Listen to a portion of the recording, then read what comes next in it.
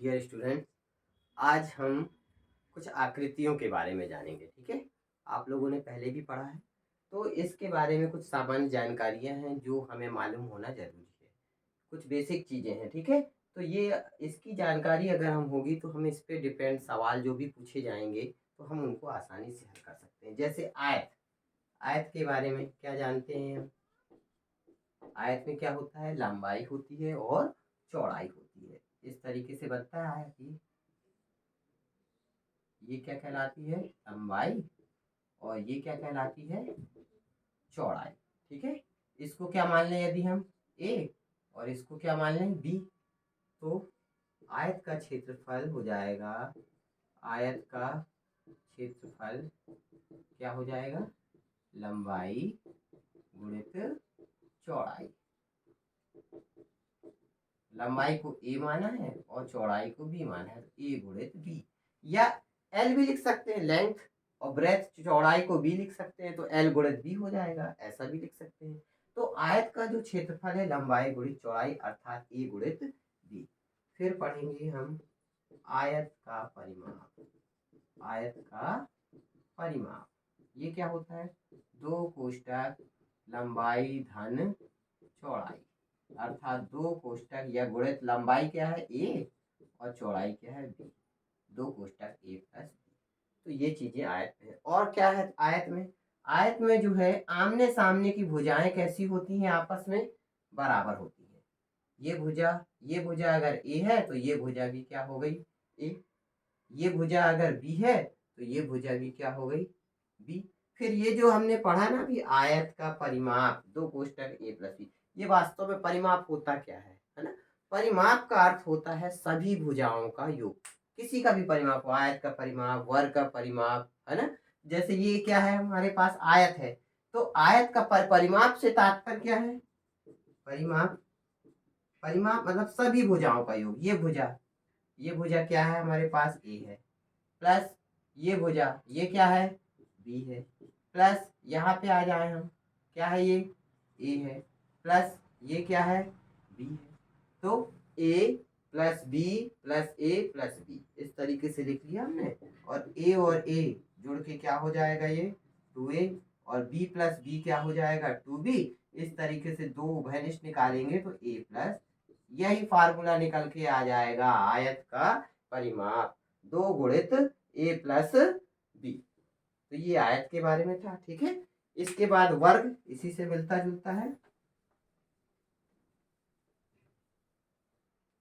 वर्ग, आयत में क्या होता है, आमने सामने की भुजाएं बराबर होती हैं। क्या होती हैं, आमने सामने की भुजाएं बराबर। और इसका एक चीज और, इसका प्रत्येक कोण कितने अंश का होता है, 90 अंश का। तो ये तो था आयत। अब वर्ग में क्या होता है, वर्ग की चारों भुजाएं बराबर होती हैं। क्या होती हैं, चारों भुजाएं बराबर। ये ए है, अगर ये ए लंबाई की है तो ये भी क्या होगी ए, ये भी क्या है ए, और ये भी क्या है ए।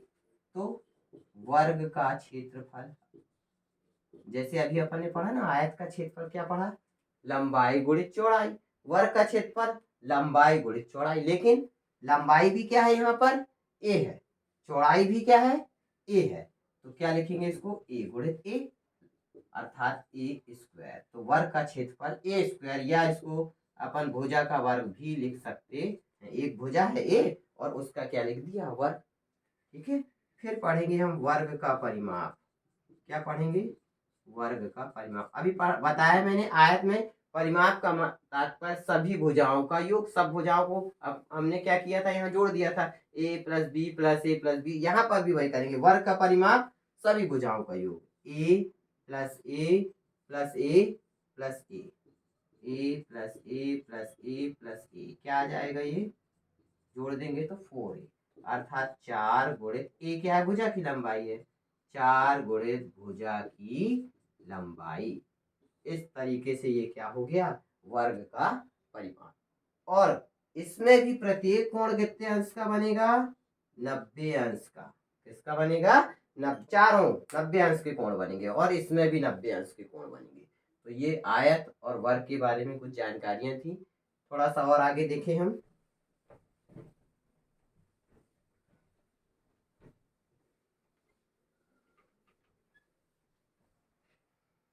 घनाभ और घन। ठीक है, जैसा कि अभी अपन ने आयत पढ़ा और वर्ग पढ़ा, तो थोड़ा सा डिफरेंस इसमें है। ये जो घनाभ है ये बनेगा आयत से। ठीक है, घनाभ जो हम बनाएंगे ये किससे बनेगा? आयत से। कैसे बनेगा? देखो, ये हमने बनाया एक आयत। क्या बना लिया? ये एक आयत। बीच में एक बिंदु लेके एक और आयत बना लिया ये, और इनको जोड़ दिया, तो ये बन गया घनाभ। क्या बोलेंगे इसको?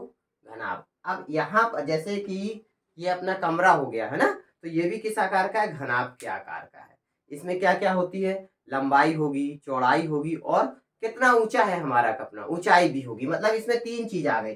अभी हम जो आयत में पढ़ रहे थे दो चीज, लंबाई और चौड़ाई, लेकिन अभी घनाभ में हम कितनी चीजें पढ़ेंगे? तीन चीज, लंबाई, चौड़ाई और ऊंचाई। ये जो कमरा है हमारा किस आकार का कहलाता है? ये घनाभ के आकार का ही होता है। इसमें लंबाई होती है, चौड़ाई होगी, और कितना ऊंचा है कमरा ये भी।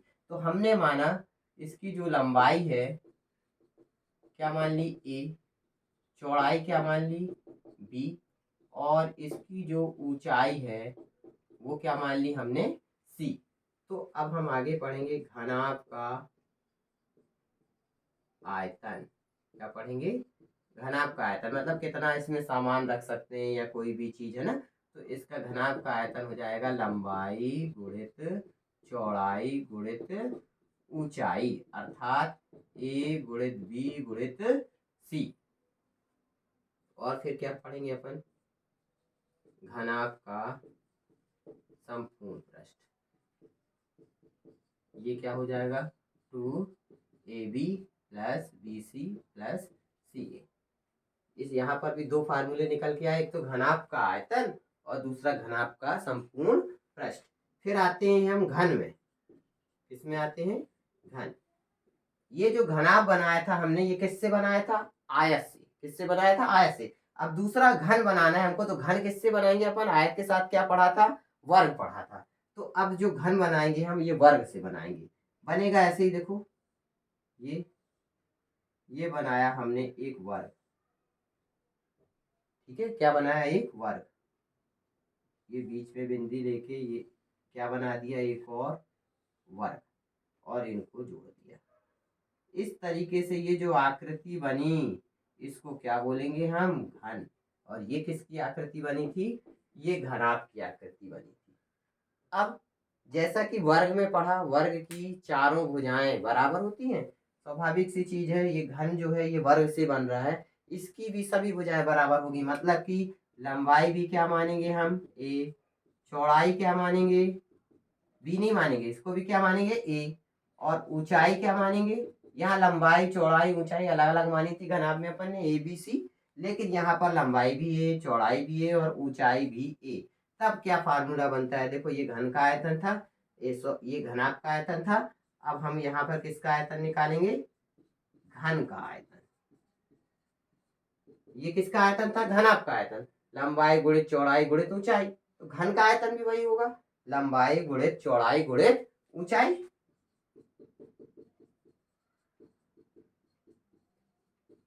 लेकिन यहाँ पर लंबाई भी ए है, चौड़ाई भी ए है, और ऊंचाई भी ए है। ए गुणित ए क्या हो गया? ए की घात 3। इस तरीके से घन का आयतन का जो सूत्र मिला हमको, क्या मिला? ए की घात 3। फिर क्या है? घन के आयतन के बाद यहाँ पढ़ा था घनाभ का संपूर्ण पृष्ठ। तो अब घनाभ के संपूर्ण पृष्ठ के बाद अपन क्या पढ़ेंगे? घन का संपूर्ण पृष्ठ। किसका संपूर्ण पृष्ठ पढ़ेंगे? घन का संपूर्ण पृष्ठ। क्या था यहाँ? देखो, घनाभ का संपूर्ण पृष्ठ 2ab plus bc plus ca। ये ab क्या है? a क्या है? लंबाई है। b क्या है? चौड़ाई है, मतलब लंबाई गुणित चौड़ाई। bc चौड़ाई गुणित ऊंचाई, और ca ऊंचाई गुणित लंबाई। 2ab plus bc plus ca। लेकिन जब हम घन का संपूर्ण पृष्ठ निकालेंगे तो a की जगह तो a रहेगा, और b की जगह उसकी जगह भी a, और c की जगह उसकी जगह भी a। क्यों? क्योंकि घन की सभी भुजाएं कैसी हैं? a है। लंबाई भी a है, चौड़ाई भी a है, और ऊंचाई भी a है। तो 2 गुणित ये ए बी की जगह लिखेंगे अपन a गुणित a, प्लस bc की जगह भी क्या लिखेंगे? a गुणित a, और प्लस सी ए की जगह भी क्या लिखेंगे, ए गुणित ए। तो ये आ जाएगा 2a² प्लस a² और प्लस ए गुणित a² 2, और ये जोड़ के कितने हो गए 3a², गुणा किया तो क्या आ जाएगा 3 दूनी 6a²। क्या निकल आएगा ये घन का संपूर्ण पृष्ठ। तो घनाभ और घन से संबंधित ये कुछ इंपॉर्टेंट फार्मूले थे। घनाभ का आयतन लंबाई गुणित चौड़ाई गुणित ऊंचाई ABC, घनाभ का संपूर्ण पृष्ठ 2ab plus BC plus CA। फिर घन में आ जाए, घन का आयतन AQ, लंबाई गुणित चौड़ाई गुणित ऊंचाई, तीनों भुजाएं एक जैसी हैं, a गुणित a, तो घन का आयतन क्या हो जाएगा AQ। फिर घन का संपूर्ण पृष्ठ 2ab plus BC plus CA, लेकिन ABC तीनों इक्वल है तो AA रख दिया अपन ने, तो इसको सॉल्व किया तो कुल मिला के कितना निकल आया, घन का संपूर्ण पृष्ठ का फार्मूला 6a²। थोड़ा और आगे चलते हैं अपन, बेलन।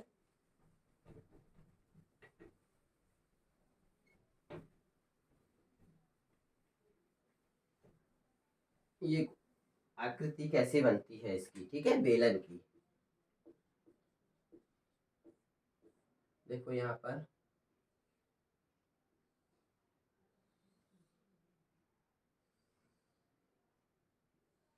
इस तरीके की आकृति आप लोगों ने देखी होगी। क्या कहलाता है ये, बेलन। ये वृत्ताकार है, कैसा है ये, वृत्त के आकार का है, ठीक है। ये केंद्र हो गया उसका, और ये उसकी रेडियस हो गई त्रिज्या। तो ये जो हमने बेलन बनाया, ये जो है ये इसकी ऊंचाई कहलाती है। क्या बोलते हैं इसको, ऊंचाई h। और ये जो है ये बेलन की क्या कहलाती है, त्रिज्या r, और h ऊंचाई। तो इसके भी कुछ फार्मूले हमको मालूम होने चाहिए, है ना। बेलन का वक्र पृष्ठ, पृष्ठीय भाग, ये ऊपरी हिस्सा है ना, बाहरी हिस्सा, बेलन का वक्र पृष्ठ क्या होता है, 2πr/h। r मतलब त्रिज्या, h ऊंचाई, और पाई के बारे में पढ़ा होगा ना, एक नियतांक है ये, इसका मान क्या होता है 22/7 होता है। तो 2πr/h बेलन का वक्र पृष्ठ। फिर पढ़ेंगे हम बेलन का संपूर्ण पृष्ठ,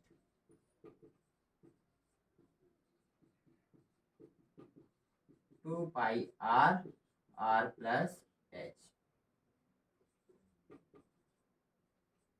बेलन का आयतन πr²h। ये बेलन के 3 फार्मूले हैं, है ना।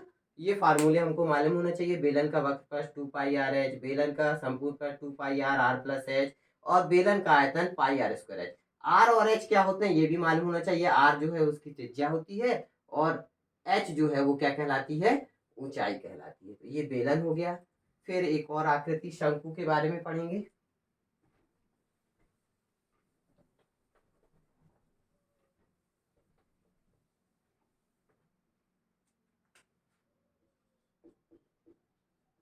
शंकु,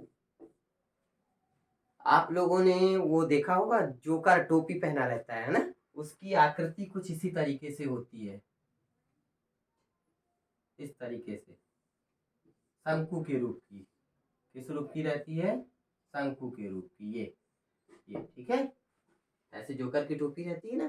तो यहाँ पर क्या होता है, ये h ऊंचाई, ये अभी पढ़ा अपन ने r, और इसको क्या बोलते हैं, इसको बोलते हैं तिर्यक ऊंचाई, ठीक है। h को क्या बोलते हैं, ऊंचाई, r त्रिज्या, और l जो है यहाँ पर क्या है, l तिर्यक, ये टेढ़ी ऊंचाई है ना, तिर्यक ऊंचाई बोलेंगे इसको। इसके भी कुछ फार्मूले देखते हैं अपन। शंकु का वक्र पृष्ठ ये होता है πr/h, r त्रिज्या और l तिर्यक ऊंचाई। फिर शंकु का संपूर्ण पृष्ठ भी आ जाएगा यहाँ पर, πr/r+l। फिर शंकु का आयतन